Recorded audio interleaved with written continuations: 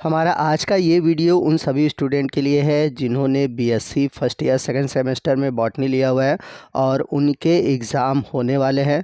खासकर हमारे महात्मा गांधी काशी विद्यापीठ के स्टूडेंट जिनके एग्ज़ाम 12 जून 2025 को होने वाले हैं और उनको सबसे बड़ा टेंशन ये है कि किस यूनिट से किस तरह के क्वेश्चन आएंगे, कौन से क्वेश्चन इंपॉर्टेंट है, कौन से क्वेश्चन बार बार पूछे गए हैं। तो आपके आज इस समस्या का समाधान आज के इस वीडियो में मिलने वाला है, क्योंकि आज के इस एक सिंगल वीडियो में मैं आपको यूनिट 1 से लेकर यूनिट 8 तक के जितने भी मोस्ट इम्पॉर्टेंट क्वेश्चन हैं सभी क्वेश्चन को यूनिट वाइज प्रोवाइड कराऊंगा और उसके सॉल्यूशन भी प्रोवाइड कराऊंगा। और आपको बता दें कि मैंने वीडियो में ऐसे क्वेश्चन लिए हुए हैं जो कि प्रीवियस ईयर में अलग अलग यूनिवर्सिटी में पूछे गए हैं, जैसे कि वीर बहादुर सिंह पूर्वांचल यूनिवर्सिटी, महाराजा सुहेल देव यूनिवर्सिटी, जन नायक चंद्रशेखर विश्वविद्यालय। तो अलग अलग यूनिवर्सिटी के ऐसे क्वेश्चन लिए गए हैं जो कि कॉमन है और कई बार रिपीट हुए हैं। तो अगर आप इन क्वेश्चन को तैयार करते हैं तो आपके एग्ज़ाम में 80 प्लस आने से कोई रोक नहीं सकता। तो आज का ये वीडियो आपके लिए बहुत इंपॉर्टेंट होने वाला है। तो आइए वीडियो की शुरुआत करते हैं। तो आपका जो बॉटनी का पेपर है उसका टाइटल है आर्किगोनेट्स एंड प्लांट आर्किटेक्चर। तो आइए चलते हैं यूनिट फर्स्ट की ओर और यूनिट फर्स्ट है इंट्रोडक्शन टू आर्किगोनेट्स एंड ब्रायोफाइट्स। तो इस यूनिट में ब्रायोफाइट से जुड़े हुए क्वेश्चन पूछे जाएंगे और जितने भी इम्पॉर्टेंट क्वेश्चन है वो सभी क्वेश्चन मैं आपको बताऊंगा। तो सबसे पहला जो मोस्ट इम्पॉर्टेंट क्वेश्चन है वो है write a brief notes on elaters and pseudo elaters, यानी कि इलेटर्स एवं आभासी इलेटर्स में क्या अंतर है आपको ये बताना है। तो अगर आपने ब्रायोफाइटा पढ़ा होगा तो आपको इलेटर्स और स्यूडो इलेटर्स ज़रूर पता होगा। अगर नहीं पता है तो मैं आपको बता देता हूँ। यहाँ पे आप देख सकते हैं इलेटर्स है और आपके राइट साइड में है स्यूडो इलेटर्स। तो इन दोनों में क्या डिफरेंस है आइए समझते हैं। तो ब्रायोफाइट्स में इलेटर्स और स्यूडो इलेटर्स का काम होता है स्पोर के डिस्पर्जल में। तो अगर देखा जाए तो दोनों सेलुलर रूप से और फंक्शनल रूप से एक दूसरे से थोड़े डिफरेंट होते हैं। जो इलेटर्स होते हैं वो यूनिसेलुलर थिक होते हैं और उसमें स्पाइरल वॉल पाई जाती है। और अगर हम एग्जांपल की बात करें तो ये आपको लीवर वर्थ में देखने को मिलते हैं, जबकि स्यूडो इलेटर्स की बात करें तो ये मल्टी सेलुलर होते हैं और ये समय के साथ या फिर अगर इन्वायरमेंट सूखा होता है तो अपने शेप को चेंज करते रहते हैं और इनमें प्रायः थिकनिंग बैंड भी नहीं पाई जाती।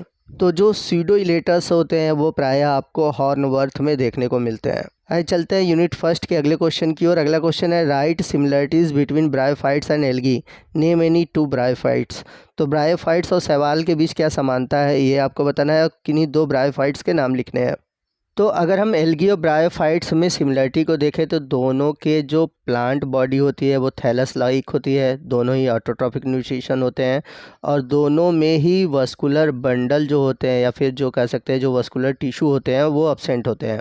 इसके अलावा दोनों में ही डोमिनेंट गैमेटोफाइट फेस पाया जाता है इनके लाइफ साइकिल में और दोनों में ही फिलामेंटस प्रोटोनीमा देखने को मिलता है। तो ये सिमिलरिटी है एल्गी और ब्रायोफाइट्स के बीच। और यदि ब्रायोफाइट्स के एग्जाम्पल की बात करें तो ब्रायोफाइट्स के एग्जाम्पल में आपके जो सिलेबस में मेंशन है वो है रिक्सिया, मार्केंसिया, एंथोसिरॉस। तो इनके नाम आप याद कर सकते हैं। चलते हैं अगले क्वेश्चन की और अगला क्वेश्चन बहुत ही इंपॉर्टेंट है। क्वेश्चन है इकोनॉमिक इंपॉर्टेंस ऑफ ब्रायोफाइट्स। तो ब्रायोफाइट्स का क्या महत्व है आपको बताना है और आपसे मेरा एक क्वेश्चन है और आप हमें इसका आंसर कमेंट करके बताएंगे कि कौन सा ब्रायोफाइट्स देखा जाए तो बहुत ही इम्पॉर्टेंट है। आप इसका नाम हमें कमेंट करके बताइएगा। आइए चलते हैं अगले क्वेश्चन की ओर। अगला क्वेश्चन है bryophyte as a amphibian of plant kingdom. तो ब्रायोफाइट को हम वनस्पति जगत का उभयचर क्यों कहते हैं आपको बताना है।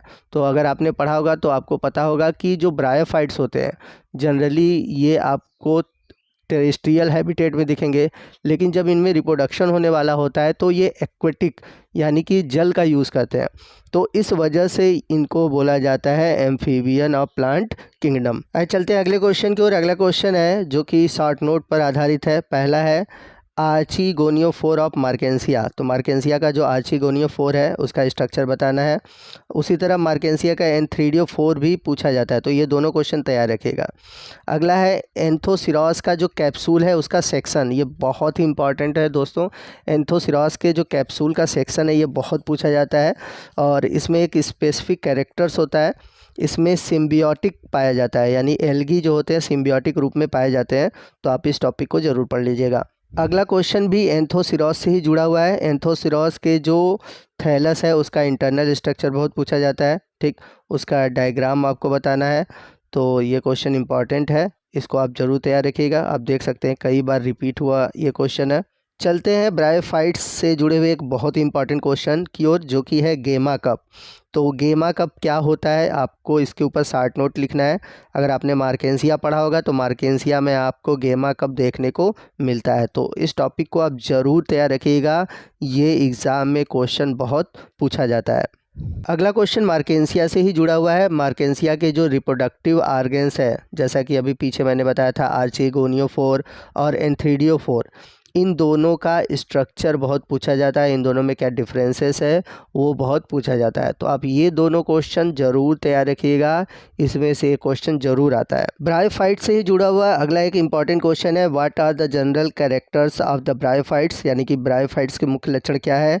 Give a detail account of the classification of bryophytes, यानी कि इसका वर्गीकरण और उसके बारे में आपको डिटेल से बताना है। तो ये लॉन्ग क्वेश्चन है, ये बहुत पूछा जाता है। अगला क्वेश्चन है, explain the life cycle of selaginella with the help of neat and label diagram. तो आपको बता दें कि ये यूनिट सेकंड से जुड़ा हुआ क्वेश्चन है, और यूनिट सेकंड में आपको टेरिडोफाइट्स के बारे में दिया जाएगा। तो टेरिडोफाइट्स में जो सेलेजनेला है, आपको इसके लाइफ साइकिल को डिटेल से बताना है और एक साफ़ सुथरा फिगर भी बनाना है। चलते हैं अगले क्वेश्चन की ओर। अगला क्वेश्चन है, what are the function of carinal canal in equisetum. तो इक्विसिटम में आपको कैरेनियल कैनाल देखने को मिलेगा, तो ये कैरेनियल कैनाल होता क्या है आपको इसके बारे में बताना है।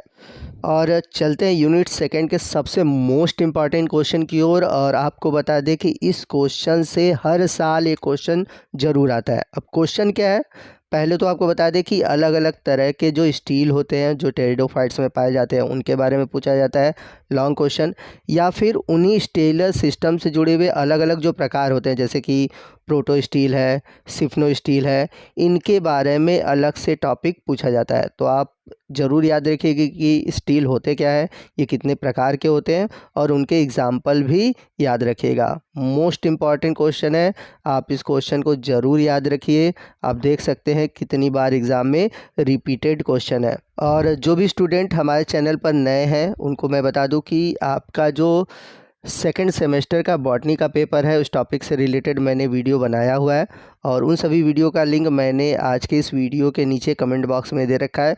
उस लिंक पर क्लिक करके बाकी सारे टॉपिक के वीडियो आप देख सकते हैं, और ज़रूर देखिएगा ताकि आपके एग्ज़ाम की तैयारी अच्छे से हो पाए। टेरिडोफाइटा से जुड़ा हुआ एक और इम्पॉर्टेंट क्वेश्चन है, वो है राइनिया, जो कि जीवाश्म के रूप में मिला है, और आपको इसके स्पोरोफाइट्स के बारे में शॉर्ट नोट लिखने के लिए आता है।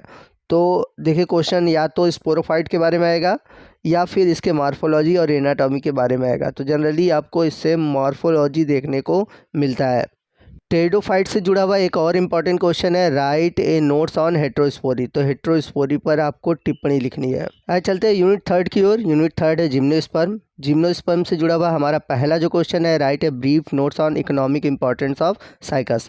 तो साइकस के आर्थिक महत्व के बारे में आपको बताना है। इसके अलावा आपको जिम्नोस्पर्म से जुड़े हुए इसके इकोनॉमिक इंपॉर्टेंस के बारे में भी पूछ सकता है अलग से, तो आप जिम्नोस्पर्म के इकोनॉमिक इंपॉर्टेंस को याद रखिएगा। अगला क्वेश्चन है, जनरल कैरेक्टर्स ऑफ जिम्नोस्पर्म।